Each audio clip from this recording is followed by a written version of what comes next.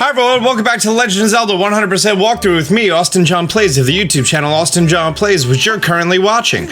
In our last episode, we did a whole bunch of stuff, including learn how to swim. In today's episode, hang on, I actually wrote a great synopsis and I want to read this. In today's episode, we learn how to whip it good, and then learn some of the principles of Buddhism regarding karma and the spider's thread. Oh, and we get a bigger sword. Also decided that I wanted to equip the cursed metal. If you missed it, after you get 30 gratitude crystals with Batro, you get the cursed metal, which basically makes it so you can't open your pouch, but rupees and treasure appear more often. And with the treasure metal equipped, I think it's gonna double down on stuff. Also, I have the sacred water, and the sacred water is automatically pulled from our bag, so we're fine. And the fairies will automatically react if necessary. So I'm okay. The only difference is that I can't use my shield, which honestly, I don't really use it that much in the first place, so I'm okay with that. And to recap what we have so far, we have a total of 14 pieces of heart, 16 cubes, 15 of them are activated via chests,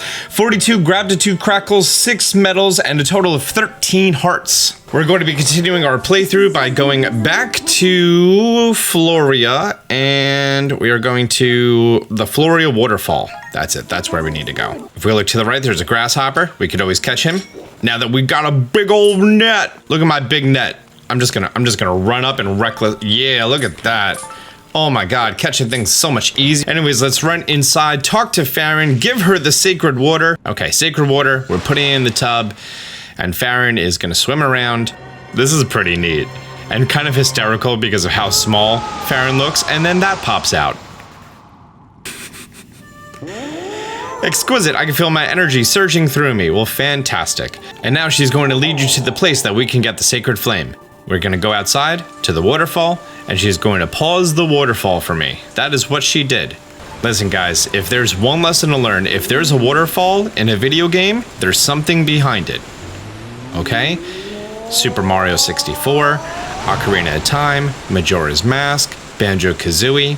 I can't think of any examples outside of the N64 era, but still, we're good. Thanks, Farron. That's a really weird way for a dragon to fly. Anyways, let's head inside. Entering the temple, dripping wet, gonna catch a cold, that's fine. Welcome to the ancient Cistern.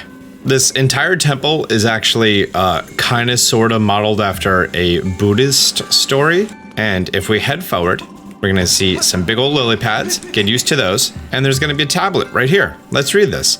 Carved into the great statue are inscriptions of gratitude. They reveal the secret order of this temple.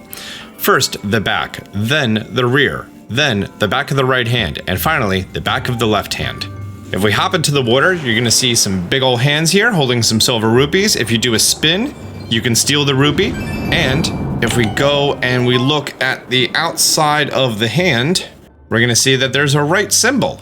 Well, that's neat. If we make our way to the opposite end, you're gonna find that there's another hand with another rupee. Do a spiral attack into it to steal the rupee. The hand will close, and we can see on the hand that there's going to be, I think it's a left symbol.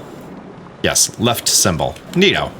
Oh, got some little choo-choos over here. Oh, already got a monster drop. Looks like the cursed metal's working. On the right side of the main room, you're gonna see a door over here with a lever. We're going to pull this down. This room is a pretty simple thing going on here. You're going to learn that if you hop on these from a high distance, that they're going to flip upside down. There is no actual treasure or anything down there. That's just so you actually learn the mechanic of how that works. Next, we're going to make our way past the 2 spiders by cutting the bottom left of the net, because I hate dealing with the spiders. Here's a big old circle thing. And the order that we learned from the previous room, also with the hand stuff, is going to be top, and then bottom, and then left, and then right. It's a pretty neat kind of door lock that is only in Skyward Sword, obviously. Now in this room, what we wanted, in this room, we learn a very fun thing, that spiders cannot swim. So if you cut their thing, they fall into the water and immediately die. Oh, and if we look at the ceiling, we can see that there's another one. Anyways, from here, we want to make our way over to where the vines are. There's gonna be a little baby spider on the wall. That's fine. I am worried. Now we can climb up onto the lily pad. Defeat the little baby spider. Climb onto the wall all the way up. And on top of here, if we're looking down, right, we want to jump on this rightmost lily pad. If you look at the map, you're gonna see that that's the exit to the room.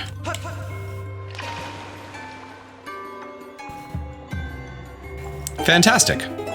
I don't know why there was such a delay in the music actually occurring. The passageway that we opened up, that's where we're going to go into, which has one visible red rupee. In here, there's a few wooden doors. Destroy them all. And let's progress to the next room. That's gonna lead us to a treasure chest in the main room. How neat is that? It's a small key. Not the main room, but the first room that we entered, which is the east room. Anyways, you can see this big old pipe shooting water up. We're going to enter it. There's a single Deku Baba. We're going to defeat him and make our way out to the main room. Another monster drop. Okay, I really do think the cursed metal stacks with the treasure metal. From here, we're going to be entering the center structure of the dungeon, which is this tall building. And there's a locked door. Let's unlock this, head inside. We're gonna see that it's a very, very tall building and there's a flower at the top. There's also a boss key door at the top, right there. Kind of looks like a jigsaw piece from Banjo-Kazooie. Second time I referenced that game this episode. And we're gonna hop down. Use your parachute to break or fall. And here is a stall master. I'm gonna back up a little bit because I'm gonna be doing some wide swings here. Okay, this is exactly the same as the little guys that you fought, except he does more attacks, so be careful. And you hitting him won't stop him from doing an attack. But again, have some patience. Try to never ever hit his swords. And after a few hits, he's going to pull out 2 more swords. Now everything that he did 2 attacks of, he's now going to do 4. So be careful.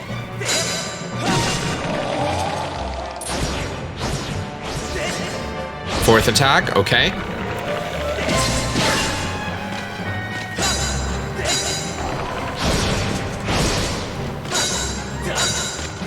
Just take your time, have some patience. Why am I stuck on that? That was weird. When he does that square box thing, you can stab him right in the middle.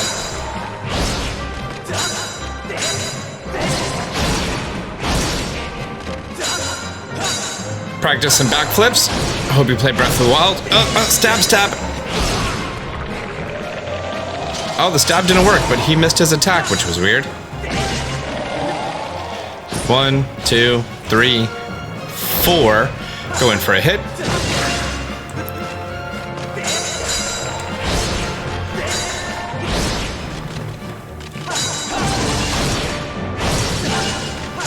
Oh, he lost his helmet. That means he's about to be defeated. Also, he drops a heart, which is pretty neat. Unless you're on Master Mode, of course.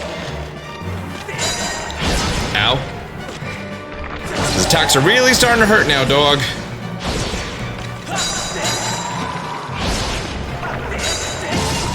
After he blocks, he now follows up always with a counter, so be careful. And the counter is very fast. I should have taken this mini-boss fight into consideration before using the cursed metal, because I can't use any potions. Do bombs work in this fight? I don't remember. Nope, bombs do not work in this fight. Or maybe they do and I was too close, or because he was blocking.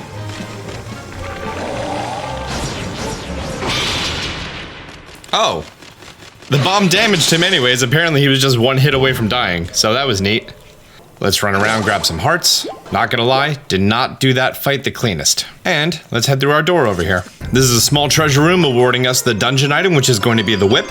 That's right, the whip.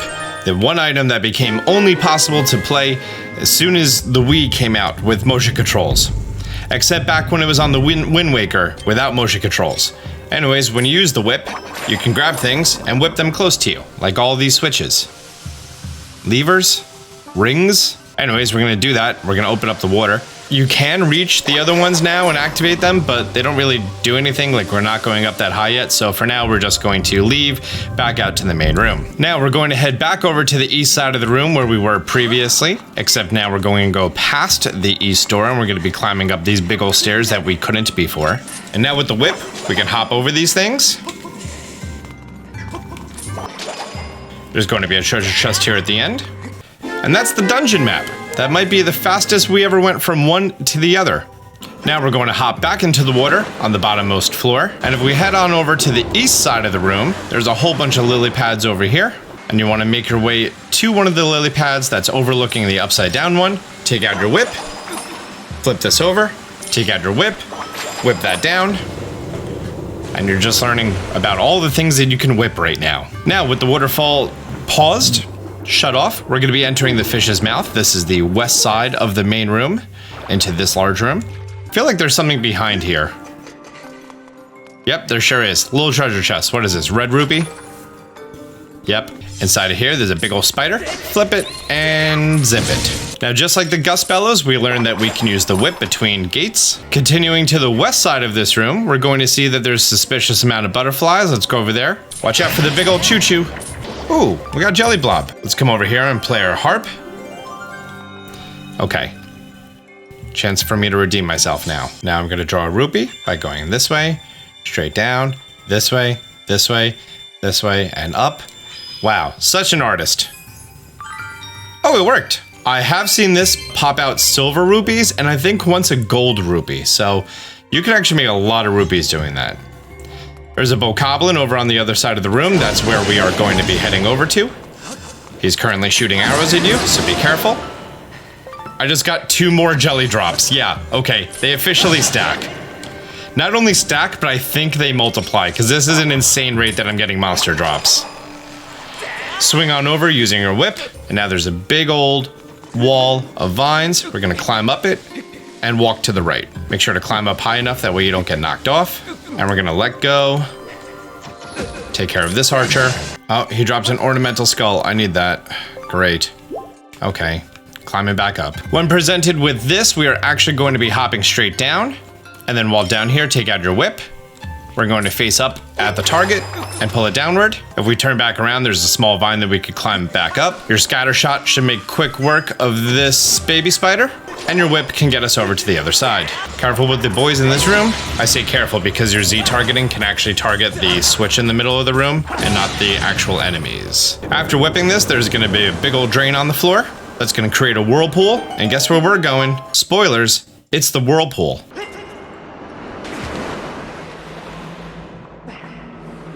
That's going to present us to, weirdly enough, sort of a prison-y looking area.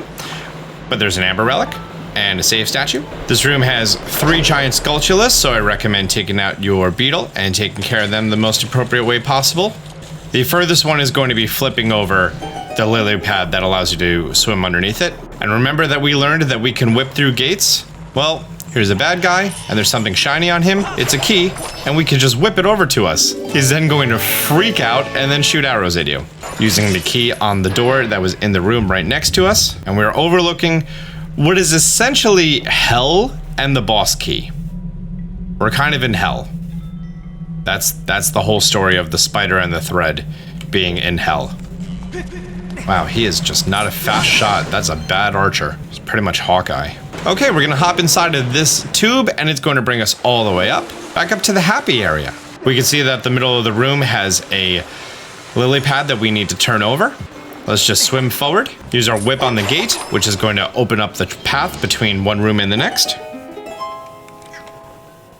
And if you look out here, this is the main room that we entered from, right next to where the dungeon map was. Very nice. But we're not done in this room yet. Instead, we need to make our way over to this side. You're gonna see an upside down lily pad, whip it over. Your scatter shot can take care of the baby spider on the wall. Climbing up to the top, there's a quadrobaba.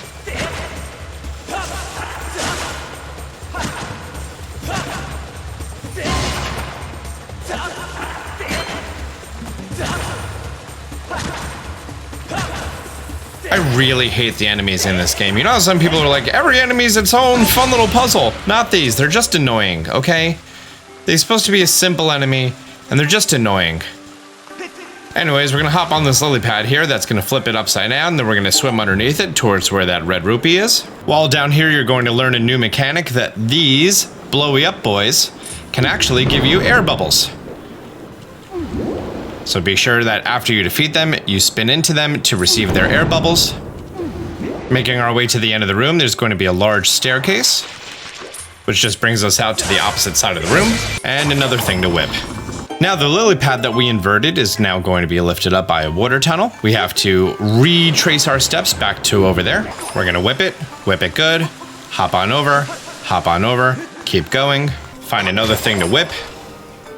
Now we're treated to a new enemy. It's supposed to be a phoenix. I don't exactly know what they're calling it in the game. You need to wait till its tail presents itself right before its attack sequence. And that's a thing that you can whip, and then you take out your sword and you kill it.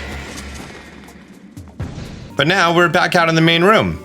There's a whole bunch of vines over here. Take out your scatter shot to make quick work of the one spider on the wall, climb up, and we're going to go all the way left and down. Here there's another whipping thing, and this is going to be a fast travel point in case we fall down, so we could travel back up quickly. And finally, a wall lever that's going to lower the head in the middle of the room. That is then going to take the bottom of the top thing. I don't know what to call it. A statue? Let's go with a statue. And it's now going to be resting on top of the boss key. Now we're going to make our way back inside of the statue, that being the large thing in the middle of the room that I just defined as the statue. And all we're going to do is make our way to the very, very bottom. This is going to be representing hell. And this is, what are they called? I think they're called cursed bokoblins. If you defeat them, nothing happens. They have no drops programmed. You have to defeat them by doing a fatal blow. You can't just hit them with your sword. And the worst part is, they keep respawning.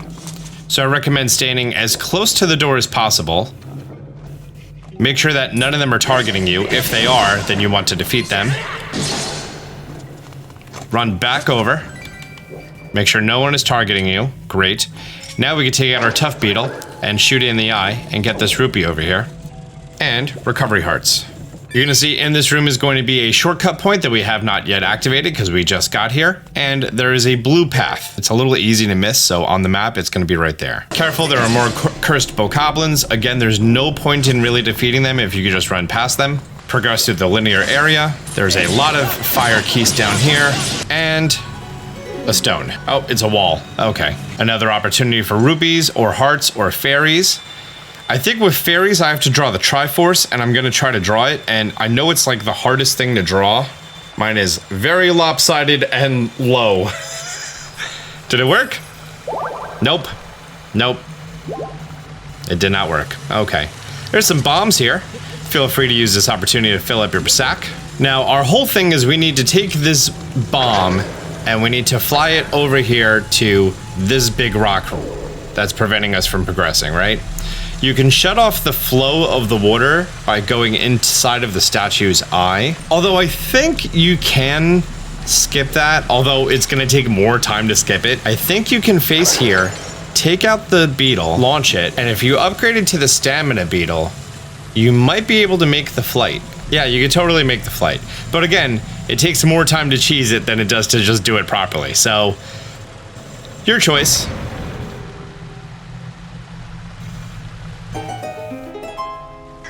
Is it just me, or all of the reward sounds so slow in this temple? We're gonna whip over the upside down lily pad. We're going to whip ourselves onto there, hop on over, and we're going to be climbing up the wall all the way to the top. From here, we're gonna jump straight across, and you don't want to get down on the first platform. Instead, you want to ride it all the way around. From here, you're gonna see another wall that we can hop onto. And lastly is going to be another switch that we can flick. This is now going to change the direction of the two spinning pillars, because if we were to go onto it before, we would just be shoved into that spiky wall. Now we're gonna hop down onto the spinning platform and continue straight. Again, run past the cursed bokoblins. If they grab you, then they just hug you and don't do anything. Large spinning pillar, progress all the way around it, and let go before you hit the wall. From here, we're going to climb the opposite side, and we're going to spin the same lever, or switch to the same lever once again, because the most recent spinning pillar that we were on is what we want to backtrack to. And now it's going to be spinning to the right. That's fine. We want to climb up it. You can't use the camera to pan around here. And ride it all the way to the right. Doing so brings us to this platform, a few keys, and this thread in the middle of the room. Before you jump onto this thread, look to the left, and you're going to be seeing this lever, switch, lever, whatever you want to call them, I don't care. It's a valve! That's what it is, it's a valve, it's a water valve. Okay, pretend this entire video I've just been saying valve, great. When you grab onto this, there are going to be bokoblins, the dead ones, that come up and grab your legs. right? While we go through this area, I'm going to be reading a small excerpt that summarizes what I'm talking about as far as Buddhism and stuff. In 1918, there was a children's fable illustrating some of the principles of Buddhism regarding karma. In the story, Buddha is strolling along the lotus pond in paradise. The lotus flowers blossoming in the pond, and an indescribably delicate fragrance rising from their golden stamens, filling the air never ending. The hour in paradise was perhaps morn. Looking through the crystal clear waters, Buddha could gaze into hell, where he saw a murderer and a thief by the name of Khandata, withering and moaning among the condemned, struggling to remain afloat in the lake of blood. Buddha could see that at one point Khandata's life, had he chosen not to step on the spider, the senseless loss of life would be a pity. The small mercy was enough for Buddha to feel that he must save the man, if indeed he could be saved. Buddha sees a spider of paradise spinning a web nearby and slowly drops the spider silk into the depths below. Khandata looks up and sees the thread. He takes a hold of it and begins a long climb up. Khandata looks below him to check his progress. To his dismay, the other sinners of hell have begun to climb the thread. Worried it will break under the weight, he shouts that the thread belongs to him. At that moment, the thread snaps, dropping Khandata and everyone else back into the lake of blood. Buddha looks on in pity, the true heartlessness of Khandata revealed, and continues his walk around the lotus pond. And you climb out, back toward the lotus pond. There's going to be a stone right in front of you that tells you exactly what to do. So we're going to head on over here. We're going to grab this lever, and that's going to be another shortcut point to the thread. We're now going to grab our whip and whip this switch upward, which will then take the statue and rise it all the way up. And now, with the statue risen back up, we may descend back into the depths of hell. From here, we're going to make our way past the valve that we opened up before. That was the word, the valve. And we have access to the boss key. And we get the blessed idol, which definitely looks like a Buddha statue. And now the statue will come to crush you, all the bokoblins will raise, and if you run out, the statue will crush to all the condemned. And now we're gonna go through the little door by his feetsies. It's actually like a really nice, quick travel point, because now all we have to do is go up through these water columns that you may or may not have activated with these valves before. It's also probably the least amount of time that we've had between getting the boss key, getting to the boss's chamber. Because here's the boss chamber. Although the dragon mouth was pretty fast, so that might be it. We're going to put the blessed idol inside of the lily. That's going to spin the lily pad, and the uppermost area is going to open. Not only do I think that this is by far, without a doubt in my mind, the best water temple in all Zelda games ever. It mirrors the story of virtues. The contrast between the upper area and lower area is so vast. It's a short temple, so you're not going to get too frustrated. It doesn't have so many keys like the Ocarina of Time water temple. And it has the coolest boss. Like, hands down, one of the coolest bosses in all of Zelda. There's some hearts around the room. Feel free to grab them because we will not be returning. And there's a save bird. If you're playing with the cursed metal, you may wish to use the save bird. Time to go up the stairs. Oh snap, Girahim is here. And he's standing on this cool looking statue. I normally paraphrase what everyone says, but I kind of want to read this whole thing, so let's do that. I'm terribly busy trying to find the clues that will help me revive the Demon King. Your incessant buzzing around my head like some irksome gadfly when I'm this busy is, well, it's making me very disagreeable. Oh, I thought there was more text than that. Okay, it was just the 2 lines. And now there's a whole bunch of malice inside of this golden statue in the middle of the room.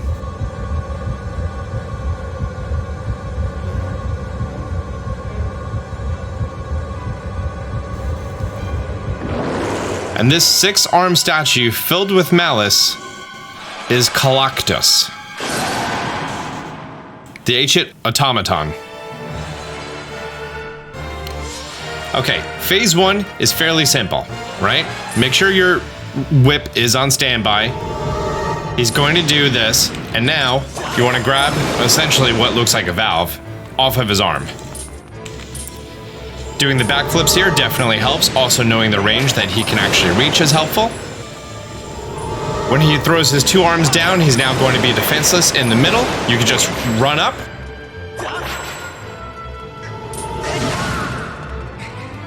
You can now just run up and start attacking the red area in the middle. Watch out for his boomerang blades that he has in his hands. And after enough hits, he's going to be disgruntled. He's going to cover up the center area and revive his removed arms. Make sure to keep your distance. When he rises an arm up, he's probably going to be striking it downward, like this. Nope, that was the boomerang attack. After getting some hits off, one of the boomerangs may spin around a second time.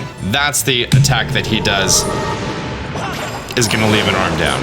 I recommend Z targeting and hopping out of the way using the A and the backflips. Standing close enough, he's gonna do this double arm bash. As soon as he begins the animation, step back. Go crazy at his middle area. Now we're gonna make our way on to phase number 2, where he lifts himself up from the ground and pulls out 6 giant swords and covers his center area. The first part of this, he's going to be walking around, right? He's going to come and attack you with 3 of his swords. You have to have a lot of distance between you and the swords. You're going to whip all 3 away. Then you're going to grab the swords off of the ground, okay? Now, if you want to, and if you have enough time, you can just come and attack him and attack his midsection, which drops him down to the ground, and just go ham on him. You could do it much more cautiously, keep your distance, and use your whip to remove the other arms, but I just like attacking him from the midsection. After attacking him, he's going to be swinging his blades all around. You can stand behind these pillars, and when he destroys them, as long as you're not on hero mode, it's going to drop a heart. After he's done swinging around, you can go and grab the heart. If you keep too much of a distance, he's now going to be summoning a whole bunch of bokoblins, the dead ones. The difference is you do not need to use your... hang on. You do not need to use the final blow attack on them to defeat them. Instead, just a few sword hits and you should be fine. Okay, I want to make sure I don't get hit. Oh! And I got hit. Pick up the sword. Come at him quickly, attack his midsection. It has to be a vertical slice. There we go. Destroy the middle. Vertical slices, all vertical slices. Sorry, horizontal slices, not vertical. You actually don't need to cut all the arms off. He's gonna be so like damaged from you attacking his middle section that he probably won't even attack you. Again, the sword flailing, it's gonna be a little bit longer this time.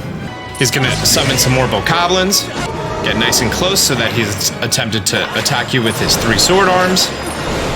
Remove the 3 sword arms. I think one of my favorite parts about this battle is that you can just skip the next part of the sequence by just attacking him now. Like, there's no reason that the giant swords couldn't do that, and they realized it, and they were like, let's make all of his body vulnerable. I just thought that was neat. Plus, being able to lift this giant sword bigger than Link himself, come on. How's that not amazing? I didn't say it was a hard fight. I said it was a good fight. Like boss design, pff, beautiful. Feel free to pick up the sword if you want. It's so big. It's so big. And there's so many of them. Heart container, that puts us up to 14.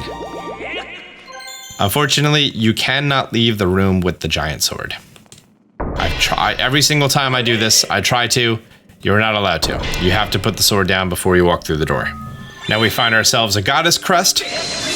Give it a skyward strike, and you're ready for some pretty cool stuff. Whole bunch of flame comes out. If you look at the walls, they're insignias of the Triforce. Link is now going to be holding up his sword, because that's what he was told to do. Fi then absorbs the power of the flame.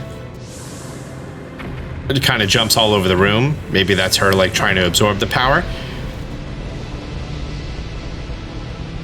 Surrounded by green flames, raise your sword, master.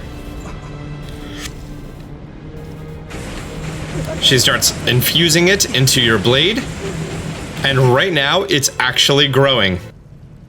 Your sword just got longer. Winky face emoji. And it changed colors a little bit. The flames of Pharaoh have improved your sword, making it longer and sharp enough to do twice as much damage. Yep, that's right. Your sword just got upgraded.